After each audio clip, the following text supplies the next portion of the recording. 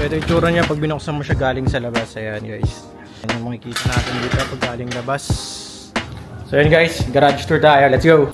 So ayan guys, pag-open natin dito, madilim pa. Ayan. Open lang natin. Nakita nyo yan guys, ang daming switch dito. Open natin yan lahat. Ayan yung ilaw natin guys.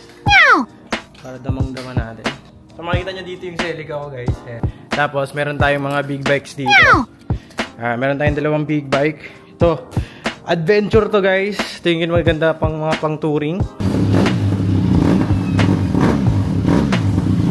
Solid yan. Saka napakatipid sa gas. Then ito naman for streets lang, for roads. Yung Z400 natin. Yung ginagamit ko pamasok sa school. Yan kasi nga, nagbalik ako sa school, nag-aaral ako, nagdo-doktor ako ngayon. After natin makagraduate na engineering, nag-doktor naman tayo. Main car natin. Yung Celica guys, yan. Pakita ko sa inyo yung tsura sa harap nyo guys, sa harap. Ayan. Ayan. ADV dito guys. Binili ko lang to kasi may mga accessories to, kompleto, tapos nilipat ko dun sa akin. So ito, for sale na to. Wala nang magamit nito.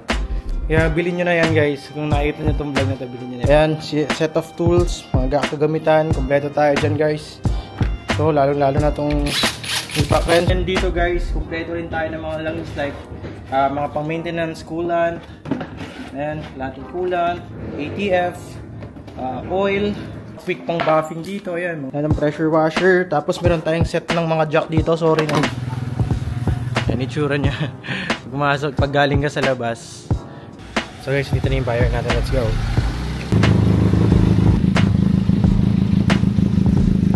Taas ng ilaw niyan. Ano ito? 1 down, 1 up? 5 up sir. Inline to kasi yan sir eh.